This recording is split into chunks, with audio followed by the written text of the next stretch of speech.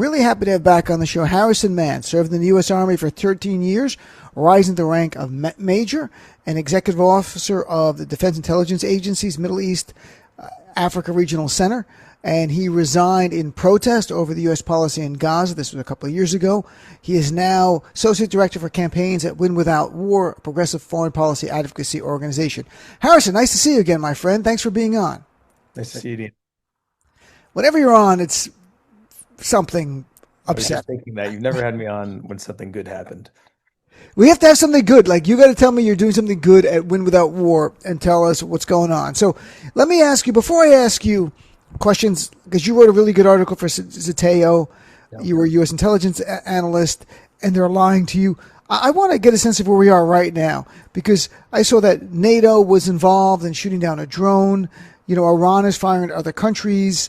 You've got the Straits of Hormuz partly closed, a little bit closed. It's hard to say.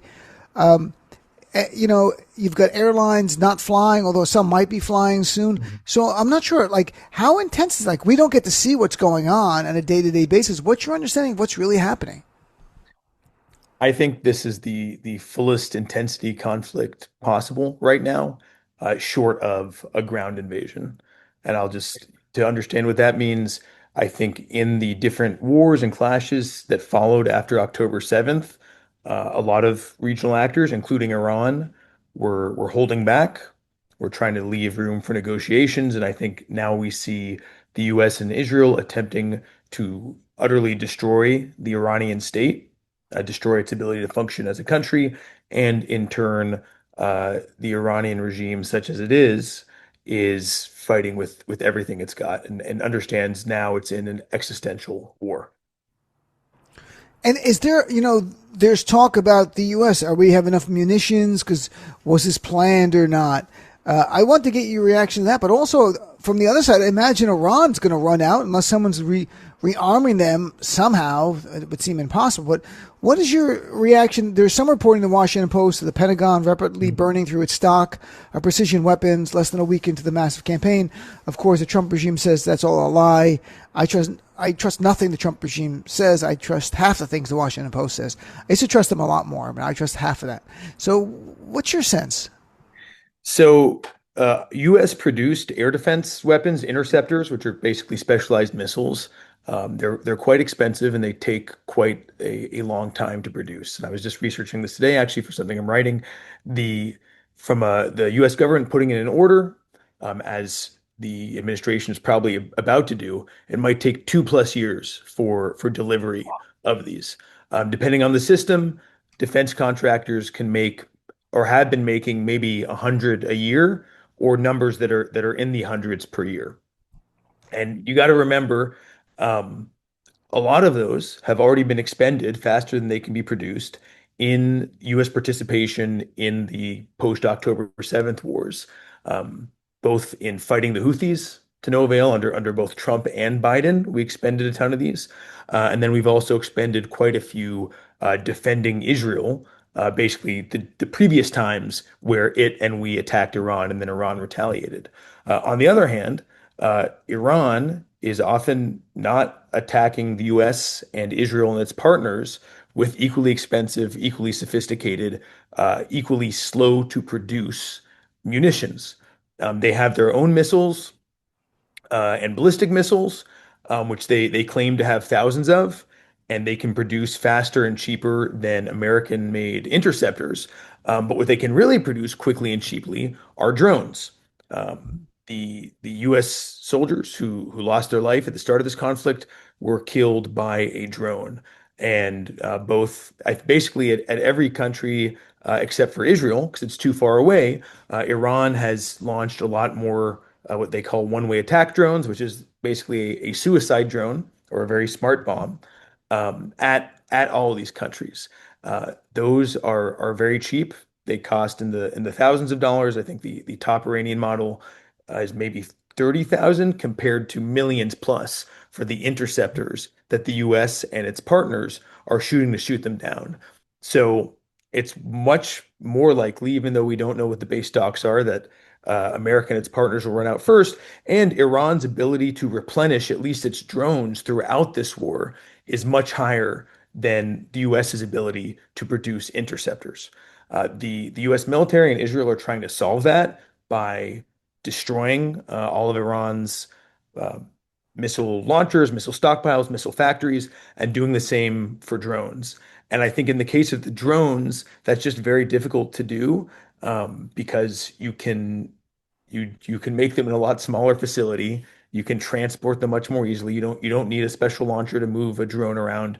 I've seen photos of basically six or seven of them stacked in a row in the back of a regular container truck. So that's a very difficult threat to eliminate. And when, I mean, one thing, maybe you can help us describe what do you think it looks like right now. Well, there's a lot of, we don't get a lot of images, right? There's no journalists that are going to report back to us right now, and I don't see social media, and maybe you have, but the way it's described by Pete Hegseth, the most incompetent Secretary of Defense I've ever seen in my life, and and Trump, a little in between his moments of dementia and clarity, are like, we're bombing everything, we're destroying everything. Yeah. Does Tehran look like Gaza? I mean, is it like that? I think that's the plan. That's the Oh, plan. really? Certainly on the Israeli side, and it how much the U.S. follows them on that path, I think is to be determined. I mean, I've certainly seen footage and reporting that looks like indiscriminate bombing of civilian areas in Iran. I would be slightly surprised if the U.S. military, even under Trump and Hegseth, is deliberately targeting civilian areas just for the sake of terrorizing civilians. But that's a proven and basically doctrinal Israeli tactic. And I think I've actually been on the show before when we were talking about potential Israeli operations in Lebanon, which have restarted, by the way, and the Dahia doctrine, which basically they determined in one of their wars in Lebanon, if you just bomb the civilian population center enough, eventually that will help whoever's left capitulate. So I think that's a realistic outcome, or at least a realistic tactic that we might see from the Israeli military. We are already seeing it from the Israeli military. I saw just before you came on, and I'm not sure what to make of it, but that Kurds are Yeah. entering into Iran. I know there's a Kurdish population within Iran. I had a friend on yesterday who's Iranian American, kind of broke it down. Can you anything you could share about that? Are they ones from Iraq coming in? Are the Iranians who are living there? I heard the Kurds had a really big militia already well armed within Iran. Is it different people involved in this? So I'm gonna tread carefully here. From what I understand, and what basically the own Trump administration has deliberately leaked, most likely, is that they're arming Iranian Kurdish groups to try and get them to do a rebellion.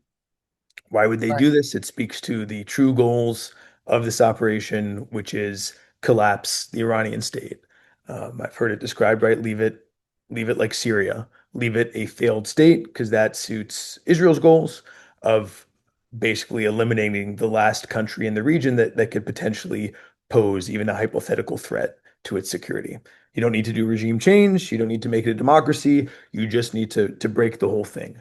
And so getting ethnic minorities to start a revolt or an insurgency or a separatist movement, or they had a separatist movement to start fighting for it, serves that goal.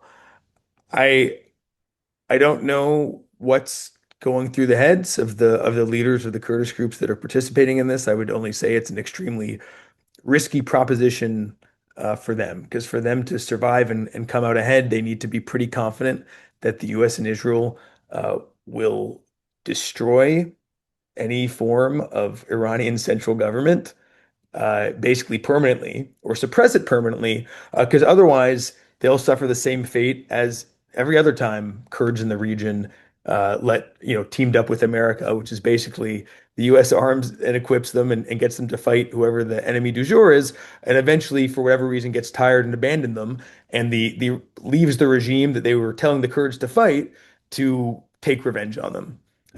Happened in Iraq more than once, and famously, right, happened in Syria, different Right. Kurdish groups, but the same thing. Uh, Trump discarded them, and then more recently, basically has let Turkey slash the new Syrian government have their way with them. When is it different applying that lens from Syria, which is, these are countries created in a way after World War II. You've got Yeah. Syria, where it was part of Greater Syria, which was a much bigger area, and I don't even know that people have that much in common. That people lived in villages and maybe they have some connection. But Iran prides himself on being Persian and having an empire at one point, and for and I'm not, my friend was on yesterday, Sina, who's Iranian American, has a lot of family there. He was breaking it down kind of generally saying it's only about 50% of the country that's Sure. truly Iranian now. It's kind of mixed with a lot of other groups. But is it possible to truly fracture this nation into little bits in a way almost like Syria or like Iraq, where it's just, in the north there's the Kurds, and then you have the Shia and the Sunni doing their own thing, and the other parts? Let me first say Sina is a tough act to follow on Iran Do you know expertise. Sina? I'm glad Sina Tusi, yeah. I'm glad. No, no, not Sina Oh, Tusi. No, see, no. His name. He has a podcast stuff like that. No, he's more like a guy I know for a long time, and I just oh, wanted to great. share from a human point of view with family there and what it's like. Yeah. His name was Sina John, but Sina Ghaznavi is his real name, and that's the name he uses now. He had been a comedian, but he hosts shows and stuff, podcasts and things like that. So no, not that person. But so he was giving me broad Yeah. strokes based on real life. I mean, the question is it possible? Like, I think the short answer is yes. If the US and Israel just keep like it, I've said from the start, regime change probably impossible or at least extremely difficult and costly. Um, I think the US and Israel are quite capable of destroying Iranian air defenses if they haven't already, and that means they're going to have free reign to bomb whatever they want in Iran indefinitely. And if they want to do that, there may not be much physically stopping them. And we've seen U.S. Israeli strikes, right, trying to target multiple echelons of potential successors to the assassinated supreme leader, destroying police stations. Um, you could theoretically just keep bombing any semblance of centralized government until it doesn't exist. And then yeah, you might have separatists, you might have civil war. I think that could take a while, but that's clearly what the aim is. I'm chatting with Harrison Mann. He served in the U.S. Army for 13 years, rising the rank of major before he retired or resigned. Who do you think's goal it is to see Iran fractured into different parts and potentially a civil war? Is that in the best interest of the United States of America? Is that the best interest of Israel? Is it the same interest? Is it a common interest? Yeah, so destroying and ruining and fracturing Iran, the Iranian state, is absolutely not in U.S. interests by any measure. Um, Okay. I mean, turning that country just to again recognize that for the people who live in that country, it will become a humanitarian disaster and become a lawless area, and services will break down, and even more innocent people will suffer than have.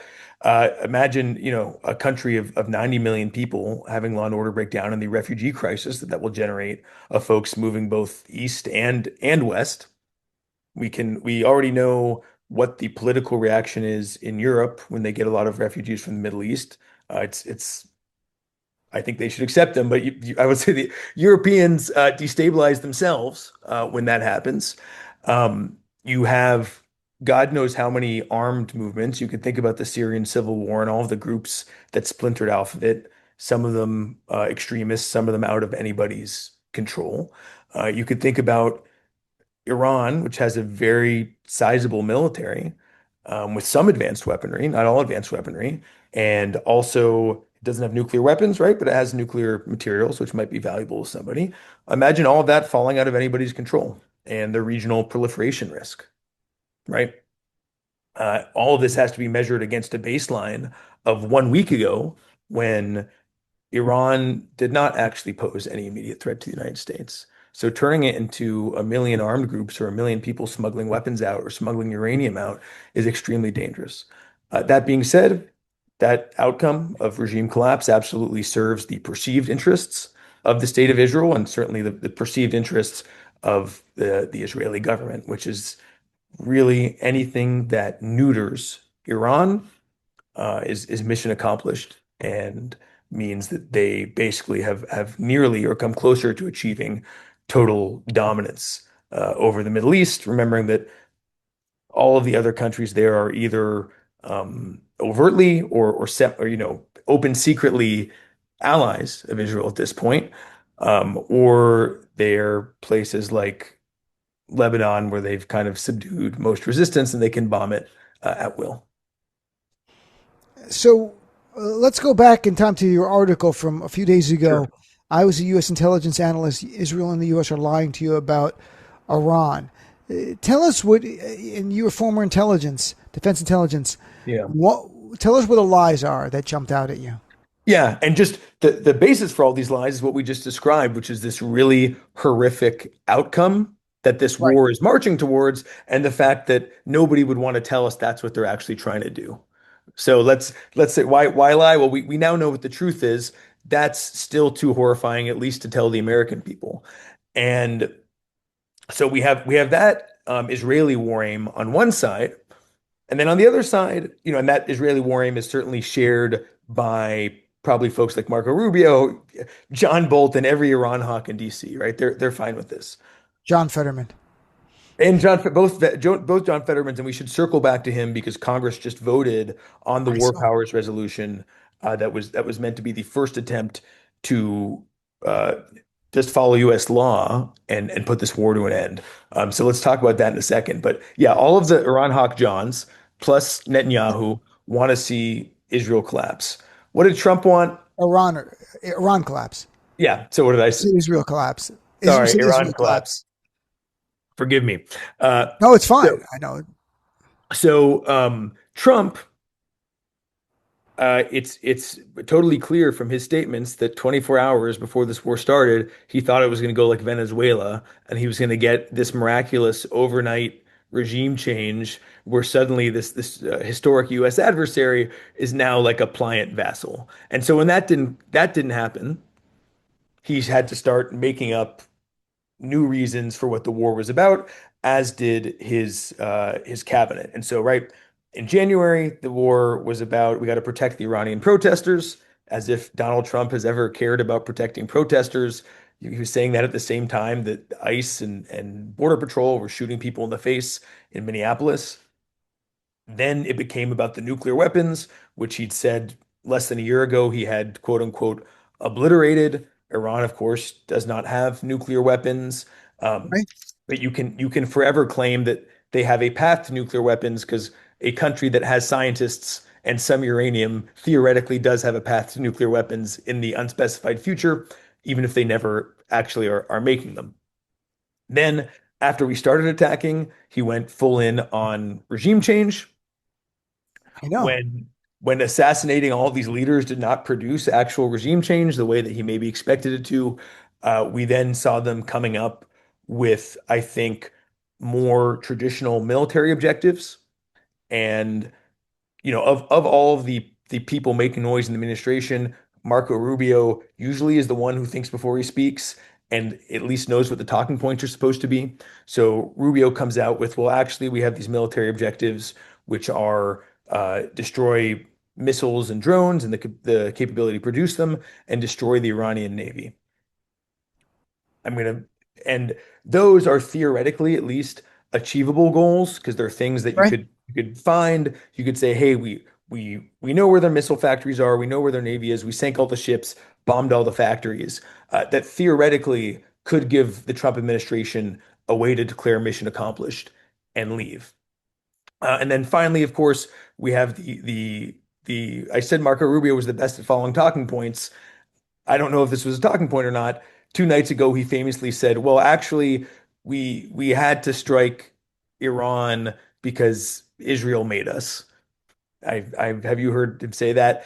Of And course, we played that on the show. Of course, and yeah, that was backed up by Mike a Johnson after a briefing. He said, it, and Tom Cotton a said it the really next day. That was ex the truth. extraordinary admission, which of course that's not totally true either, because we have to recognize uh, Israel cannot launch a war against Iran without intense U.S. support and protection. And every time Netanyahu has struck Iran, I think this is time number three, He doesn't do it until there's U.S. air defense batteries with U.S. soldiers on Israeli soil, until we have destroyers in the Mediterranean and the Gulf that can shoot down projectiles coming towards them, and until we have fighters stationed in the area, which can also be air defense assets shooting down drones and missiles. So Israel does not attack Iran until it's got its U.S. shield around it. So the idea that it really forced us to do it is a lie. What you could say truthfully is that the Trump administration deliberately created the conditions where then Israel could quote unquote drag us in. Yeah, Senator Ruben Gallego was on MS 2 days ago, and I played the clip Yeah. last night. He served in the Iraq War, and he said Israel couldn't force us to do anything. We could tell them no intelligence. We're not going to do. We're not going to help you. He said, of course we could stop them. He Yep. goes, are you telling us that we're no longer the leading nation in the world? That we are led by Benjamin Netanyahu? And he was incredulous. Two sides to it. Like maybe it's true, and that, or it can't be true. Like it doesn't have to be true. Yeah. The only way Israel could lead us is if we had let them. We could have stopped them easily by saying, we're not going to give you any more weapons. That's the end of it. We're not going to give you intelligence. Good luck fighting Iran, and they're not going to do it. So it's so much of a joke. Ultimately, in my view, look, if I'm the leader of Israel, I want America to risk the soldiers of your nation to help my country. Of course you'd want that. I don't even blame Netanyahu. I think he's a war criminal and should be in The Hague and in jail. But I would ask the leader, if I was him, I would do the same thing. It falls on Trump and the GOP. To me, that's who's responsible for the war that we're in now. And every dead American and every backlash here in America and any blowback we get in our country is on Donald Trump and the GOP. To me, Netanyahu, he's a bad faith, horrible human being who should be in prison. And there's no limit to how many people he can kill. He does not care. I mean, if he had a bigger country, he'd be a madman of a different proportion. He'd be something historic and someone who marched in other countries and just slaughtered people left and right without any regard whatsoever to any rules or law. That's my view of him. I'm just on a personal level. That's how I view him. Just lucky he has a smaller country, even though he's done so much damage. I want to say it's remarkable to see the Trump administration fully perform the same theater around this that the Biden administration did. Netanyahu's out of our control. We can't do anything about it, right? That was the story for the last 18 months of Biden. And it's remarkable how quickly the Trump administration picked it up as well, which does make you think that perhaps sometimes Israel is a useful excuse for things that people want to do anyway. That's a great point. So I want to play a few clips and get your reaction. One is, here's Donald Trump today, this afternoon. It's a short clip. Saying Iran in 2 weeks was going to have a nuclear weapon that they could destroy America with. This is just new. Like, this is just winging it at this point, trying to see what gets traction. Here's clip number one, please. If we didn't hit within 2 weeks, they would have had a nuclear weapon. If we didn't do the B-2 attack a number of months ago, they would have a nuclear weapon. And when crazy people have nuclear weapons, bad things happen. So we're in very good shape now. I want to let you know that, and we will continue forward. But it's a great display of military strength. So in 2 weeks, were they going to be able to develop a nuclear weapon and deliver it somehow onto U.S. soil? Am I missing something? It's a lie. Like you said, they've been throwing spaghetti at the wall and seeing what sticks. And one of the reasons we can be sure of that is that this administration loves leaking intelligence, loves showing intelligence. And here's an anecdote. In my old office at the Defense Intelligence Agency, they had a photo from a time that Trump had like printed out one of their classified reports and like put it on Twitter and held it up. So if you think this administration had concrete evidence of an Iranian nuclear program and chose to keep it to themselves, you don't know these people.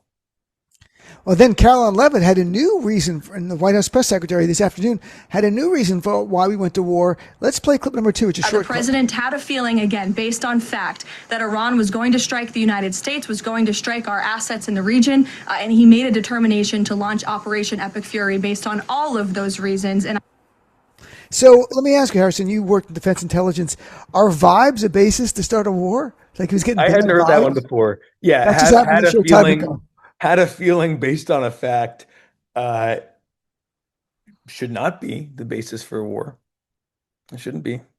I got to say, most of They, Congress. he had a feeling that Iran somehow, from a few days before, when they didn't have the capability, somehow developed the capability to strike the United States. That's what she said, strike the United States of America. How far are they in terms, from based on your work, I know you've left the government, how far are they from getting a ballistic missile that can hit the United States, our homeland?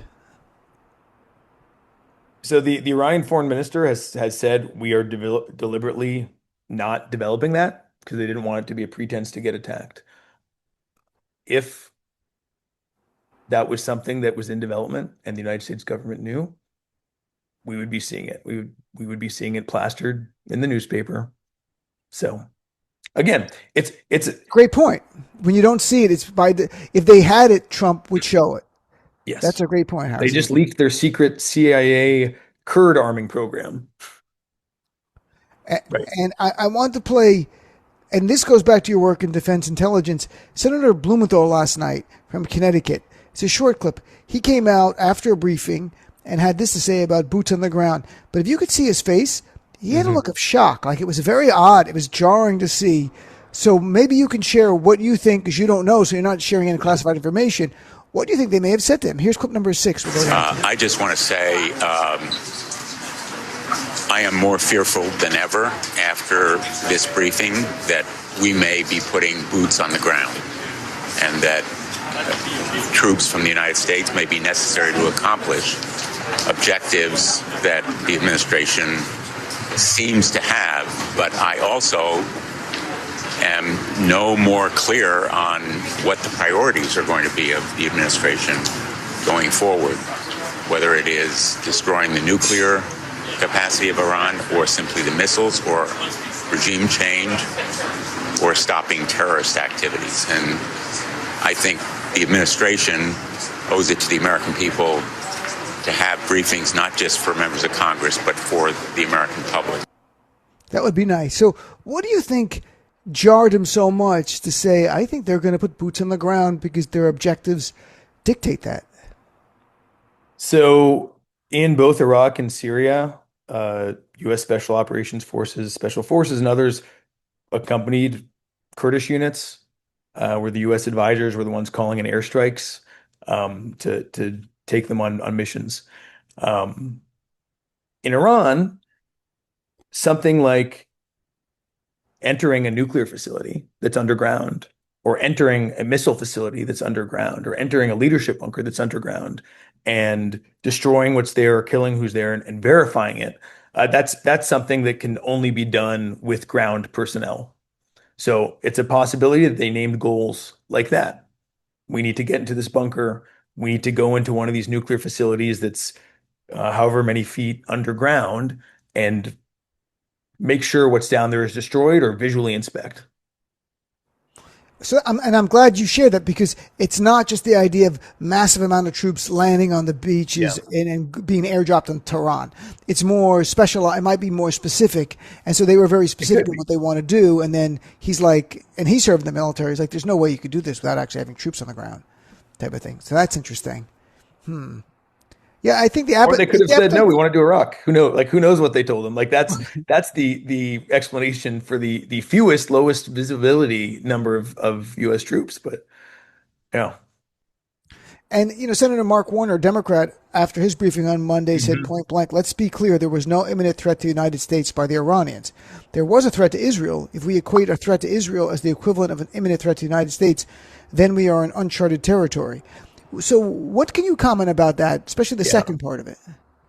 Yeah, I mean, I think after the Gaza genocide, this war is probably going to be the second largest turning point in the U.S. relationship with Israel. And certainly, I would say Democratic Party and voters everywhere who of any political allegiance, their perception and relationship with Israel. Because Mark Warner is somebody who I believe describes himself as a friend of Israel. He is certainly not one of the members of Congress who's been outspoken in criticism of Israel. So when you see somebody like him saying, hey, let's be totally clear, Israeli interest does not mean U.S. interest. And you see Gavin Newsom coming out and feeling safe to start criticizing Israel. I think hopefully we will continue to have some form of representative democracy in this country. And if we do, I think one, if not both parties, are going to seriously, you know, reduce the ties and the loyalty that they've had to Israeli interests for a long time. And I'm chatting with Harrison Mann. He served in the U.S. Army for 13 years. So, and now he's associate director for campaigns. It's the campaigns that win without war. So, as someone who served in the military, you see 6 service people are dead. Yeah. And you have both Pete Hegseth and Caroline Leavitt today as well, complaining that the media is only covering the bad, not the good.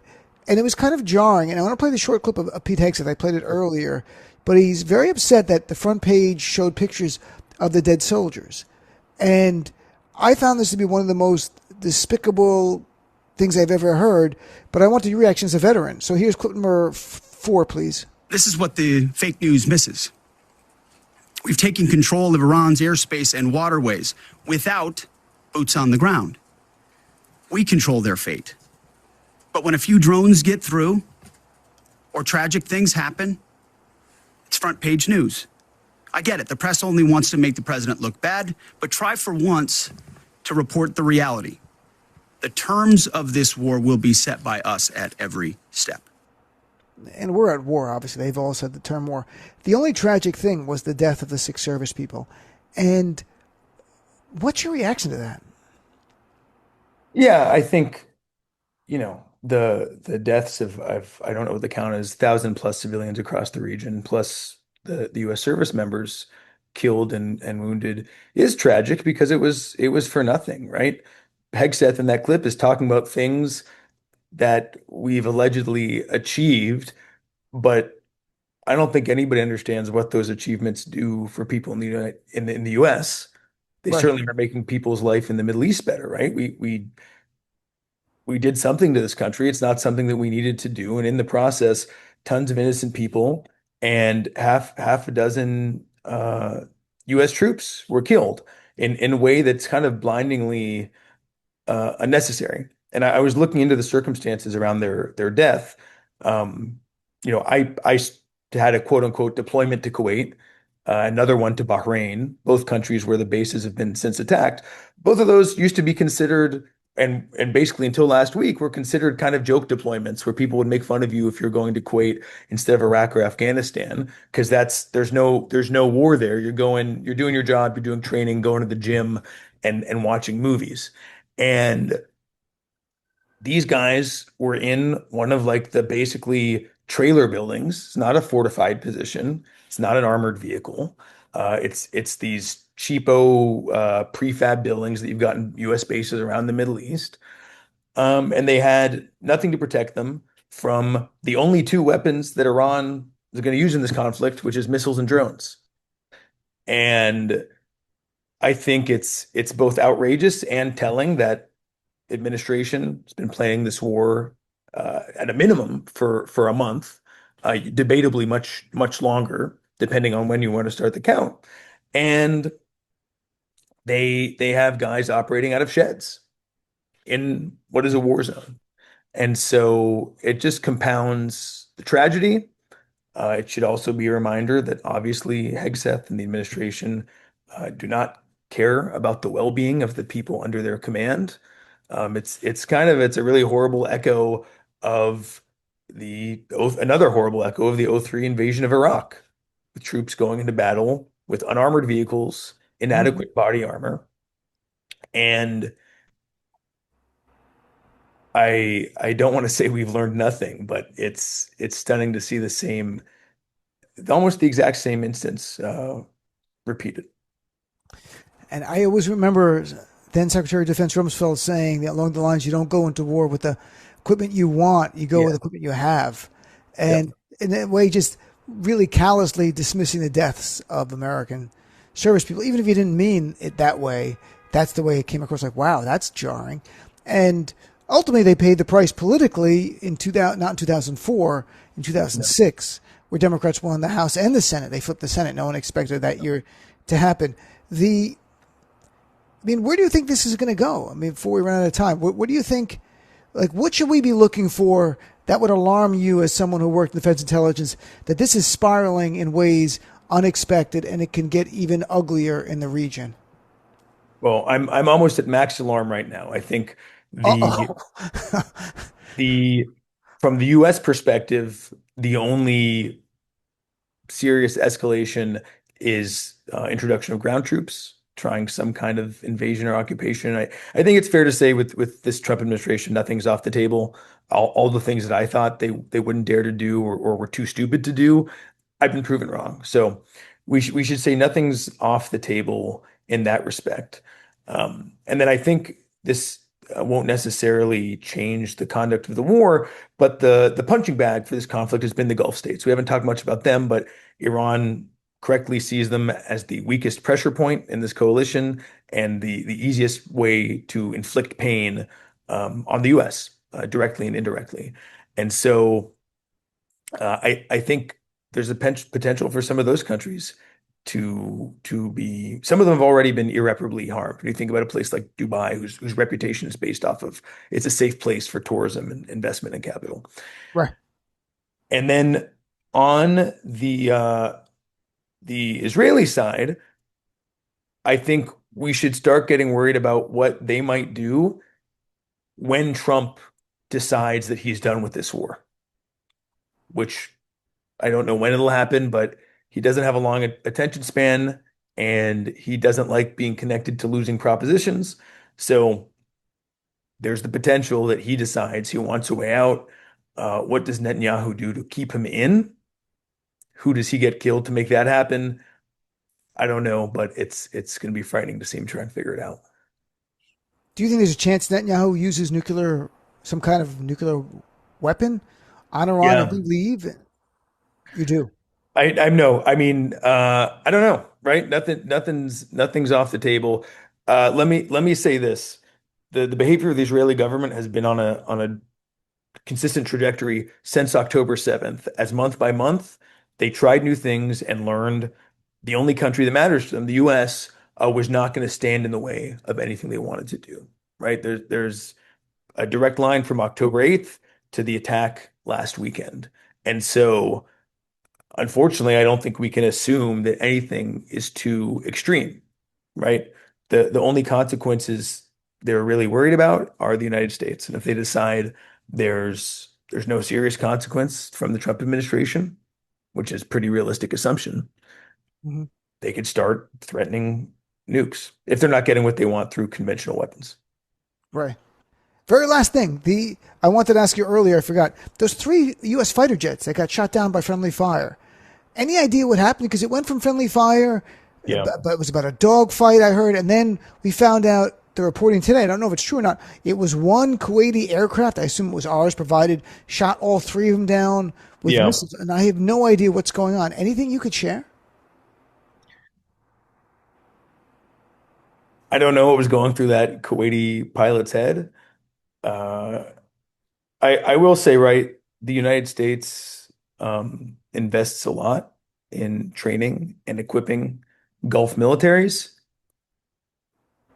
A lot of that, the purpose of those programs, which I participated in, is, it's a way for Gulf monarchies to curry favor with the United States by purchasing weapons from American defense contractors.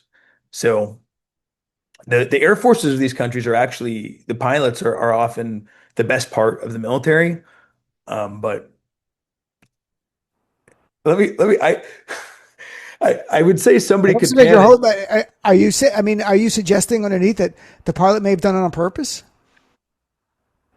An inexperienced pilot panicking and committing a friendly fire incident is pretty understandable, and that's certainly what I thought happened when we thought it was an air defense unit that shot them down.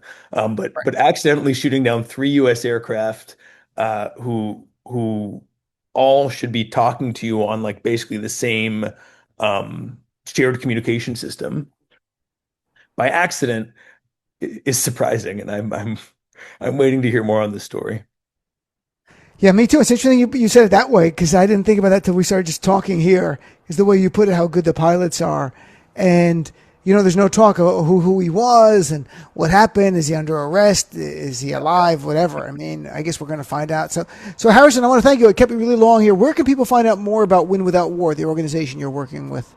Yeah, check out winwithoutwar.org. Right now, you're going to see a petition on the front page or a tool to help you call your member of Congress to tell them to vote against Trump's war in Iran. That's great. I want to thank you, my friend. As always, it's always such a pleasure to speak to you. And I keep you long because I keep learning things. I keep asking you questions. I'm like, okay, what about this? And what about that? Because you're a unique source of information because you're so recent to being in the military and defense intelligence. Thanks, Harrison. Have a great night, my friend. Thanks, Dean.